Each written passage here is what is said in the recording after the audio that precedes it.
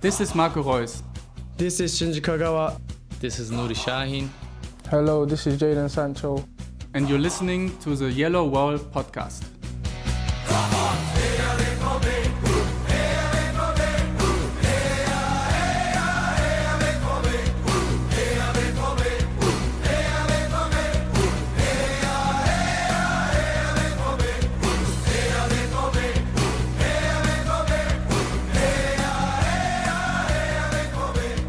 Hello all and welcome to episode 515 of the Yellow Wall Pods. I'm your host Stefan Busko, and today we will talk about Borussia Dortmund's 3-0 win against Union Berlin. Dortmund in the end signing Fabio Silva, since we did talk about it in the last episode, but it wasn't confirmed then. I mean, he was on the airplane literally landing in Dortmund as we spoke, but now he's actually here, and our final verdict on the whole transfer window. For all that and more, joins me Matthias Zug. Hello, Matthias. How are you doing? And I guess happy international break. Yeah, happy international break to you as well. I'm doing okay. I'm a little sore. I had a dental appointment a couple hours ago, so it's I can finally drink without dribbling across my face. So I'm doing all right. How are you? Yeah, I'm doing okay too. So where do you want to start, Matthias? Do you want to start with the transfer window, or do you want to start with the game? Well, I think we can start with the transfer window, because for Dortmund it was done before the game. That's correct, pretty much. So yeah, they did omit when they announced Fabio Silva that he is still recovering from an adductor injury and may or may not play against Heidenheim. We shall see. So now that it finally happened, and now that the transfer window is done, I'm sorry, I'm very ill prepared, because I literally just came home from the hospital to pick up our dog, because he's currently going through chemotherapy and he needs some blood work done today. But essentially, Dortmund have done all their business. You want to count, I guess, even young Kautu and Svensson to this transfer window. They have signed Patrick Treves as their third goalkeeper, who is not playing for the under-23 from Bochum. They've signed Chukwuemeka, they've signed Fabio Silva, and Anselmino as center back on loan. And did I forget anyone? Joe Bellingham. Joe Bellingham. Yeah, that happened so long ago. You kind of forget that it was still this transfer window. Because he played in the Club World Cup. Technically, it was a previous transfer window. True. But that's true. Joe Bellingham, of course, who was, I guess, the Königstransfer, as we say it. I think we should also talk about the players that left. I mean, maybe most prominently Jamie Gittens for the, I think, 65 million it's supposed to be, including bonuses. Yusuf Moukoko, of course, who is currently tearing things up for Copenhagen, managed to qualify them for the Champions League with the help of his goals, and someone we obviously meet in the Champions League. Gio Reyna leaving Gladbach for, I think, about 4 million. Kjell Wetjen has been loaned out to VfL Bochum. And of course, Sebastian Aller has been bought out of his contract more or less and has joined Utrecht. So he is off Dortmund's payroll. Wish him, of course, still all the best. Marcel Lotka has moved on as Dortmund's third string goalkeeper and has joined Fortuna Düsseldorf in the second Bundesliga, and Dian Ramash, or Ramay, I'm not entirely sure how you pronounce his name, who's been signed, I think, last season from Ajax and then loaned out. He has been loaned out once again to 1. FC Heidenheim. So far from the games against Heidenheim that I've seen, he's not looked overly impressive, but not poor either. So I guess we'll wait and see. We'll obviously see him in 2 weeks when Dortmund play there. And that's about it on the list of players leaving. Matthias, maybe before we talk about the signings, we did add anyone else you would have liked to leave the club this window but did not. Anyone else I'd like to have seen leave but did not? there are a few, wage contracts I wouldn't have minded to have seen leave or restructured. Thinking probably of Emre Can there, or trying to figure out how the future also looks with Süle. But overall, I wouldn't say. I mean, I'm glad Gio Reyna's gone. I wish him all the best, and I really truly mean that.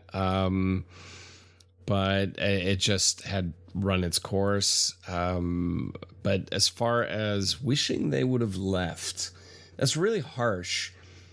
And I can't really... Well, not on a personal note, just from a squad building note. From a squad building note, well, there are certain areas that are a little thinner right now, so I don't know I'd be giving anybody away.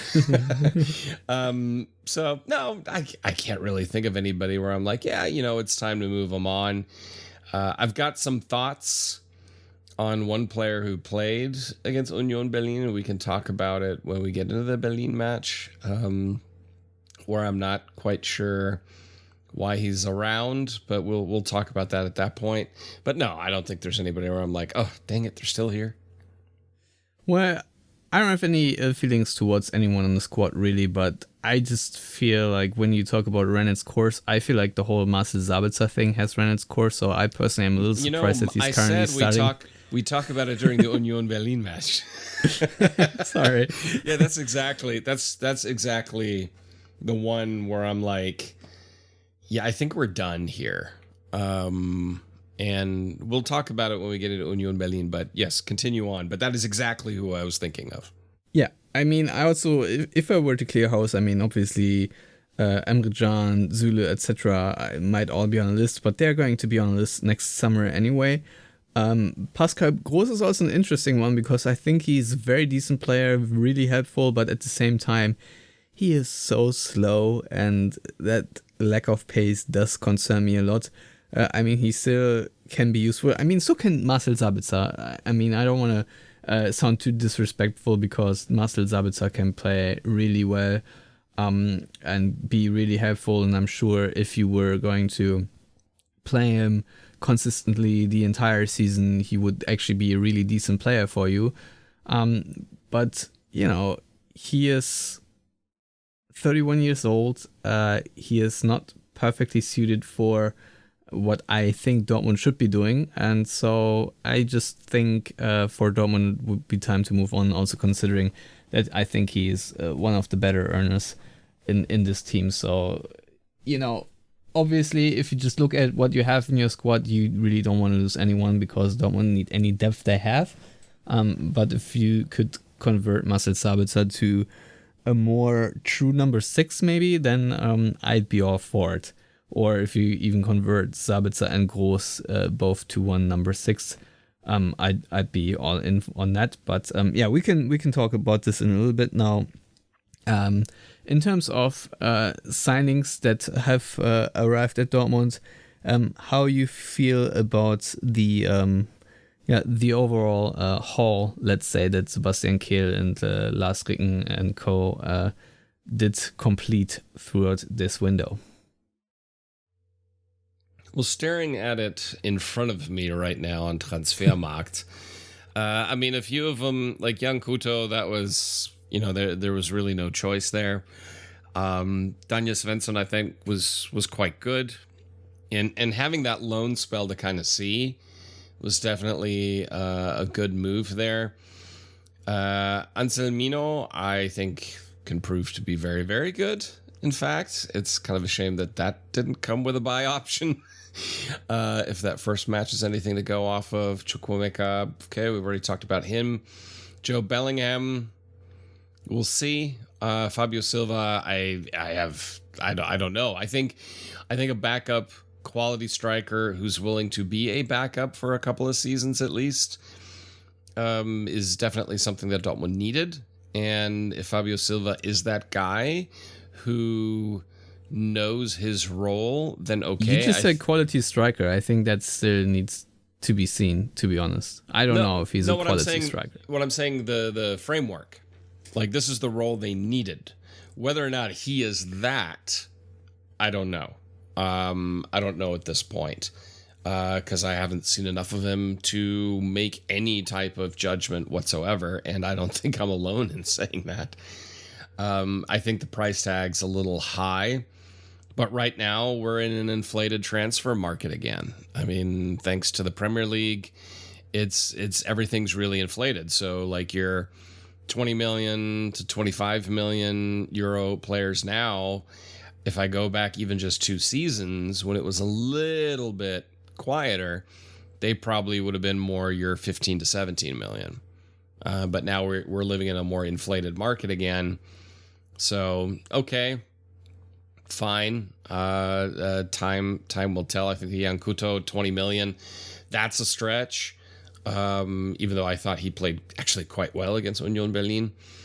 But that was one that they were already forced to commit to. That the one thing, Stefan, I don't understand is the loan with obligation to buy. That's kind of one of those, well, we're going to buy him, but we're not going to buy him now, is essentially what it is. It's just always been a weird construct for me. The loan with an option to buy, that one I totally get and I'm on board with. But the loan to have to buy is always a little weird. Yeah. Asking for our friends at Bayern, maybe too. Yeah, I don't know. I mean, again, I would have liked to have seen maybe someone with a little bit more pace in an attacking sense come in as well. Anselmino kind of answers the center back opening that we needed to have covered, but again, that one is just a straight up loan. So, okay, I mean, for this season, it'll give Dortmund that little bit of coverage. And when everyone's back and healthy and they stay healthy, then you're going to have the thing is you'll have a glut in defense. I mean, Süle, you can bank on getting injured at least one more time. Schlotterbeck really not as often, with Waldemar Anton, it's also okay. And then you have Anselmino in there, and then gets a little bit thin, but if you would have added another one, then you'd have too many. So, but you can have Bensebaini kind of slot in. You could have on occasion, Julian Riasson slot in on the right-hand side. So you've got some options there.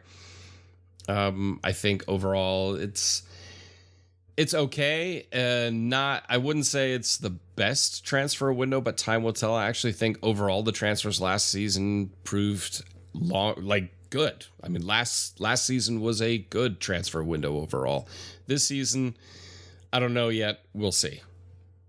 All right, here's my one hot take where I'm not entirely sure if this is correct or not, but maybe it's just mostly my hope, since the bigger transfer window, the more crucial one than this one, is honestly next year, because of the aforementioned restructuring. I mean, Julian Brandt's contract is running out, Niklas Süle's contract is running out, Emre Can, I don't know who else, but these are certainly the biggest names and biggest sort of salary pools, if you will, that will open up, where Dortmund can, because they have cash to make the transfer, but not necessarily have the cash to also pay the player big wages.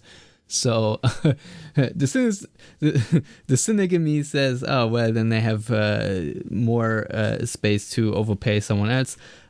But honestly, my hope is that they are saving up to sign good players for more neuralgic positions, like, say, center back, like a great number 6. We obviously had these Edson Alvarez rumors a few years ago. I would hope that Dortmund are really keen on the lookout for a real midfield mastermind who can anchor whoever our number 8 is, or maybe also sign a top class number 8. Who knows what they will need money for? I don't know if they will sign a winger ever again. But that is sort of my hope, that the most neuralgic positions in this team will then be covered by a clear and outright 1A option. Because now when we look at our central midfield, we have, as I said, Pascal Groß, we have Marcel Sabitzer, we have Chukwuemeka, we have Joe Bellingham, you can count Charlie Özcan, of course, and even Emre Can is theoretically also a central midfielder. Now he's obviously been converted to center back. But, and people are even saying that Julian Brandt is playing very number 8-ish these days. So all that is to say, currently, if I look at the setup, I forgot Felix Metscher, of course. When I look at the current setup, I can tell you, like, if Dortmund are playing a double pivot, what the clear roles are. Obviously, it doesn't need to be as defined. There doesn't need to be a clear number 6 and a clear number 8. But ideally, you have 2 players that, fit the profiles quite well. Now, I don't know what the best setup is. In my book, it's probably going to be Bellingham as number 6 and Metscher as the number 8. Maybe it's swapped around because Joe Bellingham, he's 19 and I think he's still finding his feet, and who knows in what direction it'll go. A lot of players have started out as number 10s and then morphed into number 8s. I think Toni Kroos is a prime example of that. So we'll see exactly where he'll play, I don't know, in 3-4 months, on what position exactly. And yeah, Kani Chukwuemeka is also very interesting, can be number 10, but I think he's a stronger number 8 too.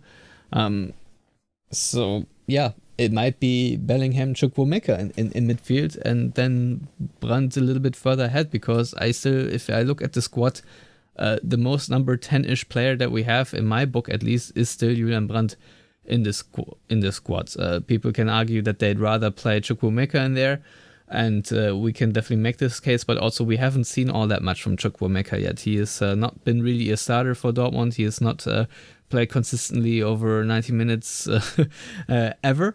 So it's a very much wait and see situation. If Dortmund had added Jadon Sancho in the end, I actually would have not hated it, just because I think his skill set would have helped this team a lot, because we saw it against Union Berlin. The one player that was relied upon to break down opposition via 1v1 dribblings or challenges was Jan Koto, and that's going to complicate things if that's sort of the only guy you're banking on to dribble past someone. I think Kani Chukwuemeka is also going to do that, but basically what I'm trying to say in this very long soliloquy here is that I have a lot of question marks about what Dortmund is doing with their entire central midfield. I feel like we have a million central midfielders, but nothing really fits the mold perfectly. And then, of course, the Fabio Silva thing, I think, is to me a bit of a head scratcher, because I would have invested that money elsewhere. But like I said, maybe they just didn't, because they're looking at next summer to splash more cash and also pay someone a little bit more to hire him. But either way, I think the main criticism on this transfer window is still that it lacks creativity, that you can sign players that are not aligned with English Premier League teams in one way or another, because right now we've signed Joe Bellingham from Sunderland, Fabio Silva from Wolverhampton, Chukwuemeka Anselminho from Chelsea, and then of course Manchester City is where Jan Koto was from. So Nordsjælland is the only team, if you will, where Daniel Svensson came from, and of course VfL Bochum, if you want to count Patrick Treves, but I excluding him a little bit because he is really far down the depth chart. So I just think there's a bit of a disconnect between what Dortmund's scouting department is probably doing and what Sebastian Kehl and Lars Ricken ultimately decide on. That's just my best guess. I'm not sitting there and I'm not privy of what our scouting department is actually doing. But if you scout for Borussia Dortmund and you would like to come on the Yellow Wall pod and tell us exactly how things work and why Dortmund did not sign the players that you recommended, be our guest. Any disgruntled scouts we will happily interview. But yeah, so if you want to give this transfer window a rating out of 10, Matthias, where would your grade fall?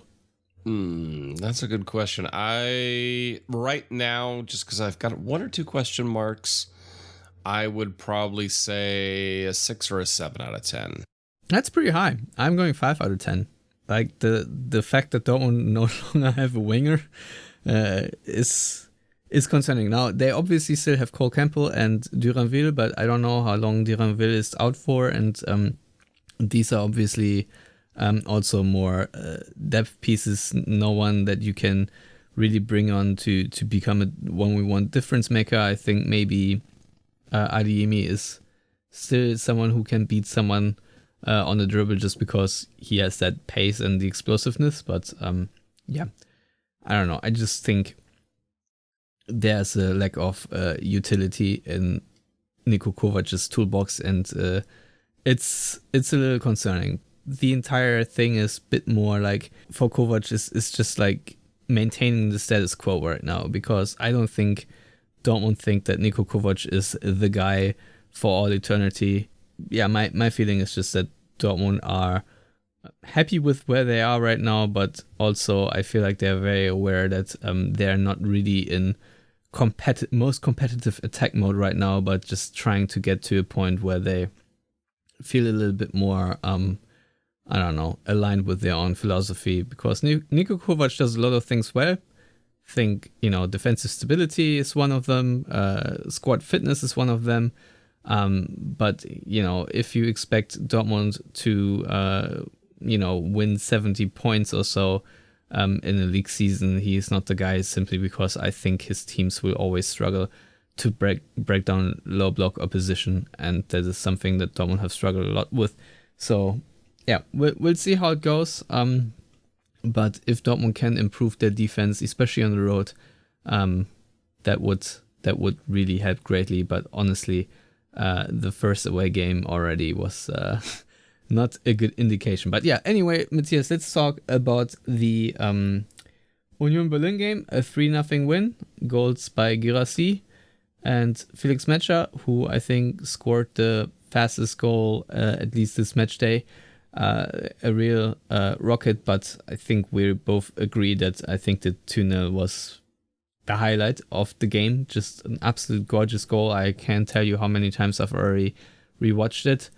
Just in terms of vibes, obviously the game itself was a little bit stale, but it did start with this really beautiful choreo, quoting Adi Preisler, who said that every theory in life is gray, that it's on the pitch that counts, and the ultras and the fans that created and painted it really did an outstanding job to have this sort of moving piece, real artwork, and then of course just to take a 2-0 lead, and after that not really being concerned about Dortmund fumbling it away was also very nice. But before I ramble much on, Matthias, what were your thoughts on this game? Well, I mean, a couple of things. It's Union Berlin, which is always, like, on the one hand, it's a very difficult side for Dortmund, but at home they tend to do quite well against Union Berlin. They set a Bundesliga record. Yes. Or matched one, rather, I think. Something like that, yeah. Yeah, they matched Gladbach's record from the 1960s or 70s, beating the same team 7 times in a row at home. Which, so if Dortmund win against Union Berlin next season at home too, that would be setting the record to 8. Yes, yay. Okay. But Union Berlin actually, I thought, came out with a pretty good match plan. They made life very, very difficult for Dortmund in build-up. They pressed pretty high, and then when that initial press, when Dortmund played around it, they went back into shape, compact, trying to play on the counter, and made life uncomfortable, very uncomfortable for Dortmund for a while. And then Dortmund kind of broke them down. I don't know if they wore down after a while, but that intensity kind of went away initially. Specifically, that first goal from Guirassy, which was also, kind of nice. Not easy to take. Just before halftime, of course, he missed a couple of good opportunities. One incredibly good opportunity where Rothe forgot that he wasn't playing for Dortmund anymore and passed it to Guirassy. only for Anselmino to kind of do the same thing, not quite as egregiously. I mean, he was trying to head it back to Kolbe, and his first match with Kolbe, and running backwards, heading it or towards your goal to head it back to the goalkeeper is always awkward for a defender. What Rota did was he just didn't pay attention, and Guirassy paid attention and then unfortunately didn't score. But he definitely made good with it. And then, of course, beginning of the second half, Union Berlin had a really good start, put Dortmund under a lot of pressure, and then that started to fade. And then once that second goal went in, Dortmund were in cruise control, honestly. I mean, there was really next to nothing coming from Union Berlin after the 58th minute. And so it was quite professional, quite comfortable overall. It was a solid, good overall performance. So I with little to no complaints, to be honest. I mean, yeah, it was a little stale in the beginning, but that's about it. Obviously, Gregor Kobel had to make a couple of good saves right after halftime. But yeah, I would be remiss if I did not address the young Koto assist, because that was a nice piece of skill for him. Was it Skov that he dribbled past? I forgot who exactly. Yes, I believe so. And it was a nice cross. Absolutely rinsed him, and then whipped in the cross with his left foot. And also just shout out to Guirassy. Leopold Querfeld, I think, is still very young and inexperienced, and it showed right there. He got absolutely mugged by Guirassy. Union Berlin players were very much complaining after the game. After the goal to the referee that there was a foul. So I think both pulled a little here and there, but not enough to blow it dead. And so just an ice cold finish after he missed a few beforehand. And I mean the 2-0 is just so delicious.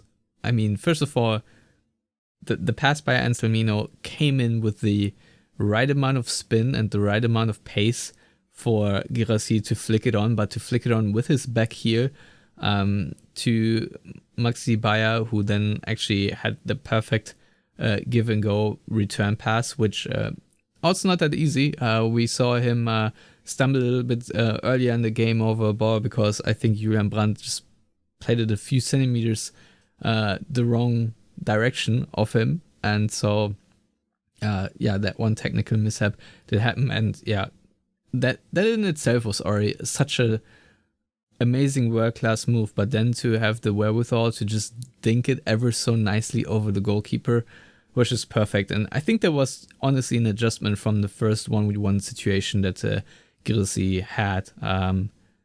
Just to see the ball slowly roll into the net is just it's just such a beautiful artwork, and why we all watch and love this game. Honestly, I'm very much in love with goal, and I would not be surprised if this will be crowned as the goal of the season and our Yellow Pod Season Awards already coming on match day 2. But that was sheer beauty, and of course then the third goal after the corner, a bit of a lucky bounce, but damn, did Mecha hit that one well. I think it wasn't even that far away from the goalkeeper, but there's just nothing you can do about it. I think it was 174 kilometers per hour or something like that. Just an absolute thunderbolt of a strike. And that's that. Dortmund are now in 4th place with 4 points after 2 match days. Honestly, should be 6. But still very early days, still a lot of things to find themselves. I still have a few talking points. I think the biggest one still left that we have is obviously Anselmino's performance. He had to come off, I think, was it the 70th minute or so? I can't quite remember. 76th minute is when Rioson came on for him. But until then, I think minus the one moment where he nearly caused a red card or conceded a goal, that was very impressive. I must say the promotion, if you want to call it that, from the Borussia Dortmund social media team to have Chukwuemeka have this letter that said never fall in love with a lone player, and then Anselmo picking up and saying why not. I thought it was pretty smart, and at least according to my timeline, a lot of people instantly fell for him. So I think there was a very strong positive debut, a lot of Argentinian defensive grit, if you will, a lot of last-ditch tackles, but also really looked amazing in possession, dribbling forward as the game progressed, and felt very comfortable, even though, according to Kovac, communication not perfect, probably not knowing half the team on first name basis, and of course, as I mentioned on the last podcast, had only played 64 minutes in the entire season beforehand.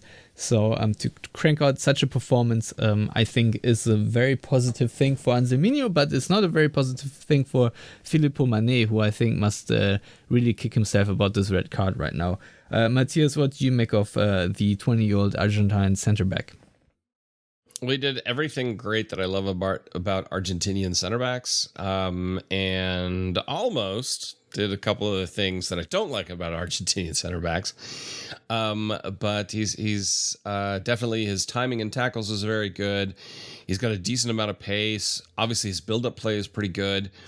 And I was just surprised by his confidence. Like, he didn't seem nervous.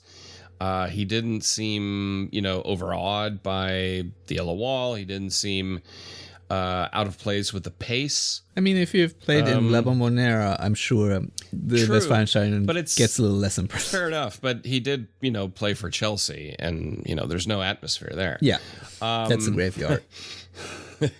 But, overall, it was just, I had no expectations. I was hopeful he would play quite well. And he definitely exceeded any type of expectation there could have been. Yeah, just like Julian Brandt, I think he called it a bag of surprise. Yeah. For sure. I mean, we've seen other young center backs give their Bundesliga debut for Dortmund and not finish out the match because of a red card. And he contributed to the game. He basically delivered the pre-assist. For that beautiful goal, pre-assist with a perfect with the pre. I mean, if the scorer does his own pre-assist, I'll give the other guy the pre-assist. I don't know. For that, you also get the pre-assist. It's true. Fine. No, I thought he did incredibly well. If I was Filippo Mane, I'd be like, well, I guess that was my season. But honestly, I don't really care. You had your opportunity and you screwed the pooch. That's professional sports. That's very harsh. Well, yeah, that's professional sports. I know, but also, like, from Dortmund's perspective, might actually not be ideal, considering that they might be developing Anselmo now, since they feel like they can trust him more, and the prospect you trying to develop yourself is rotten away in the background. So that, even though you have the shiny new center back now, in the long term, it might actually be counterproductive. I'm just saying. If Mane was better than he is, then yes. But when you see the difference between Mane and Anselmo in their play, and I said, the debut against Essen, Mane was pretty good. He was decent. And then you just compare it. It's like there's a night and day difference between those two players. And you go with, obviously, you put Anselmo in the side and you play him. Now, interesting will be when Süle and Schlotterbeck and Anton are all fit. What then happens? I think then you get into a rotation, most likely with Süle, because I wouldn't want Anton out of the side, and when Schlotterbeck's fit, I wouldn't want him out of the side. And so, where does this leave Emre Can? On the bench, most likely. Honestly, I mean, that's probably where he belongs in this squad, and that's where, it's going to be riding out the rest of his contract in that sense. Just because I think the squad's developed past their need for him, but that's when everyone's fit. Yes. And as we all know, that's unlikely to happen. #fall apart fall. Yeah, well, I'm not going to go that far, but it's just a matter of, if you're playing a 3 center back system and you are playing in 3 competitions, there's just going to be wear and tear. And so I think Anselmino will get plenty of minutes for Dortmund this season, even when Süle and Schlotterbeck are back and fit. And I think Mané will get an opportunity here and there as well, but not that often, just because the quality difference is so stark. Yeah, and because Niko Kovac is... I don't want to say the word, but it did annoy me that in the 86th minute with the game very well decided he needed to sub in Grandpa Pascal Groß instead of, say, Cole Campbell and give him some minutes. You know, this is just something, one of those little things that really annoy me because, Cole Campbell showed like one good move, I think, against Juventus in the friendly, but that's about it I've seen him do for the first team so far this season. And, for Sebastian Kehl to come out and say, asked about wingers, well, we still have Cole Campbell and Duranville. Well, Duranville is out with a shoulder injury, and you feel like if someone else still just, briefs on him, he might be out for another 3 or 4 months. And Cole Campbell can't even sniff 2 minutes in garbage time. So that's just something that really, really annoys me. And as, squad development goes, I feel really bad for Filippo Mane and how things went, because I'm pretty sure had he not made the mistake and gotten the red card against St. Pauli, he would have also started against Union Berlin. And I don't even know if Dortmund would have signed Anselmino or not. So, yeah, I don't know. Maybe for this season and Anselmino being really good, which, also TBD, still, since, Union Berlin, I'm sorry, no disrespect, but also not the strongest side, also attacking wise. We really have to see what Anselmino is made of against better opposition, honestly. But yeah, I'm in terms of player development, and given that Lars Ricken, the head of the youth department, is basically in charge of all things sporting now at Borussia Dortmund, I'm not a happy camper, because I still think that talent like Cole Campbell should get his minutes when they're available. And in this game, they certainly were available, but he did not receive them. End of rant. No, I mean, Kovac is definitely more of a pragmatist in that regard. And Dortmund, I think Dortmund also see him as such. I think kind of looping back to your point you made earlier, as far as, no, he's a safe pair of hands, but no one's really looking at him as a long term, which, yeah, I mean, they extended his contract by 1 season. So, I think everyone's being rather pragmatic right now when it comes to that. But I agree. I'd like to see more of Cole Campbell and see what he's made of. I think after that 3-0, you could have chucked him out there and kind of see what he does, because, Union Berlin's not going to come back at that point. They were a defeated team. They were a defeated team after the 60th minute. Yeah. But definitely after the 3-0. Which I think is my overall main takeaway from this game, is that Dortmund were the grown-ups for once and managed to just completely squash the opponent, which, it wasn't a 6-0 win or so, but still. So we just did talk a little bit about Sabitzer earlier, but what do you make of this double pivot and Joe Bellingham in a bit more defensive-minded role? I thought he was much better playing more as a holding midfielder, more as a number 6, and I want to say that Sabitzer was, super attacking. He did get a bit more attacking as the game progressed. But still, what did you make of those two performances? Because that, to me, is sort of the neuralgic position going forward throughout the next weeks and months. So I thought when Bellingham was dropping deeper, he looked way more comfortable, and he actually put his stamp on the game. I thought he played much better. Sabitzer, until the second half, I forgot he was out there. And I'm not saying that to be, a smart ass. Like, literally, I'm like, oh, crap, that's right, he's out there. Like, to me, he was non-existent for a huge chunk of the game. and so yeah, I think I'd rather see Joe Bellingham paired up.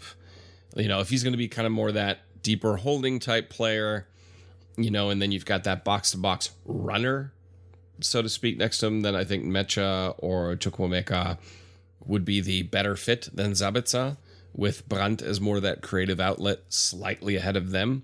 So you're kind of staggering your midfield trio in a way.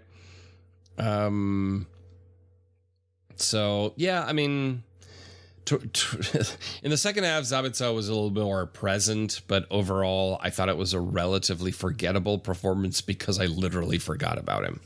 Yeah, that is actually a fair assessment. I thought in the first half he was hiding in the cover shadows, if you will, not really often presenting himself as an option. Maybe that's down to the tactical approach, but I always like it when players show a little bit like they want and demand the ball, and not just sort of swim in midfield and just paddle in the middle of the pitch while the game sort of just passes them right along.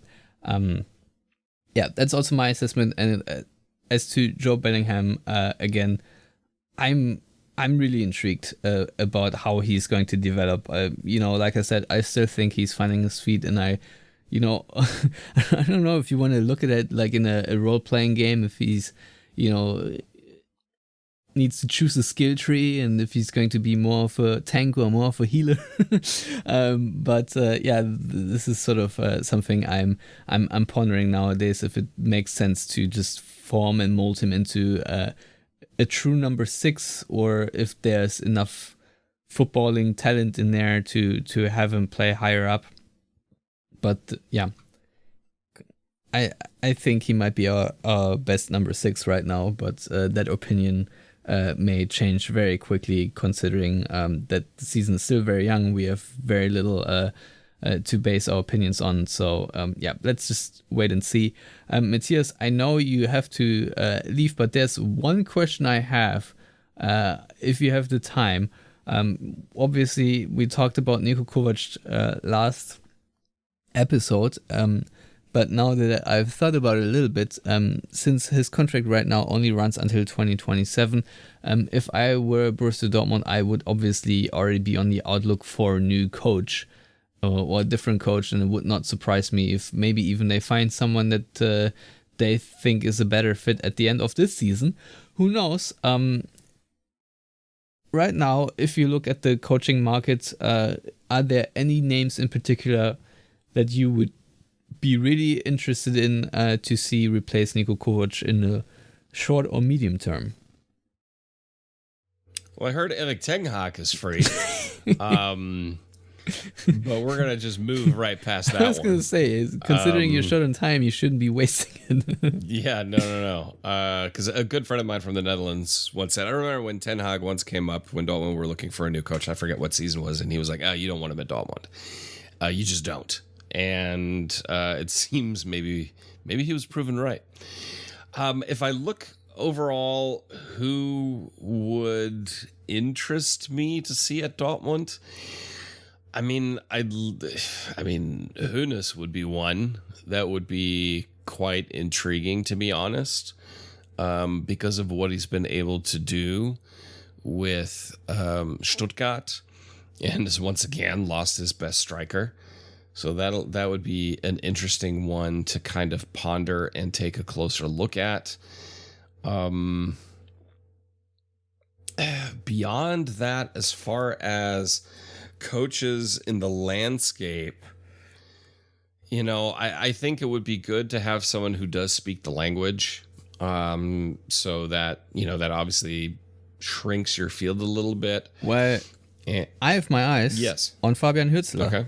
Honestly, Hützler would be good. Still very young, right now at Brighton. Yep. Is possession oriented. Did some good things at St. Pauli. I would like to see him develop a little bit more at Brighton. But he's born in Houston, Texas, but nevertheless, I think is mostly German from his. Hey, I grew up in Houston, so it's all fine.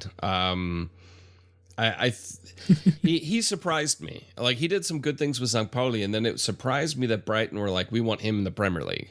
Like, I was like, oh, okay. I don't know if Dortmund have that kind of pull anymore, but if I he's, think to pull away from Brighton, yes.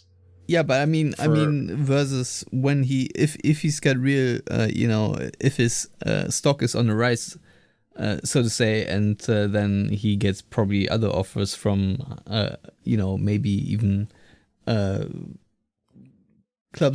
clubs say, I don't know, let's just say on theoretically like an Arsenal or whatever, that where he's already in the Premier League and say, yeah, this is sort of the league where I'm at home. If Dortmund is then maybe still hopefully the second biggest club in the Bundesliga, if they can convince him or so. But to me, that would be someone I'd be very interested as of right now. I'm sure there are other names, but when you say, German-speaking coach, then I think this is someone right now that I'd be very interested in. Fabian Hoeneß. Hoeneß certainly too. But yeah, that's sort of just my 2 cents. Just throwing this name out there. Would not surprise me if maybe in 1 or 2 seasons Fabian Hoeneß would be coaching Dortmund. That's all I'm gonna say. I like that shout for sure. We'll see how he does this season because it's going to be harder for Brighton. They surprised a lot of people last season, but we'll see. It'll be interesting to watch him and Hoeneß develop because then we'll also see what happens down at the Siebener Straße this season. Because I don't think Company is, secure by any means because he's the Bayern manager. Who's ever secure is the Bayern manager. So it'll be interesting to kind of watch what happens after this season, definitely. And the hashtag for the fall is not exclusively for Dortmund. I think due to the Club World Cup and also Bayern's lack of squad depth, I think they have a very similar experience. And I don't know if Vincent Kompany will actually make it through that. So, yeah, stay tuned, I guess. That's it for this episode. Everyone out there, please, if you have any listener questions for our next episode, which, since it's an international break, it's a bit more of a mailbag episode, leave your questions in our YouTube comments for Yellow Wall Pod YouTube channel, where we also upload the podcast. And of course, like and subscribe. Maybe we'll eventually hit the 1,000 subscribers mark, which be nice. So please do that. And in the meantime, enjoy your time off from club football. And thank you for listening. Her BVB.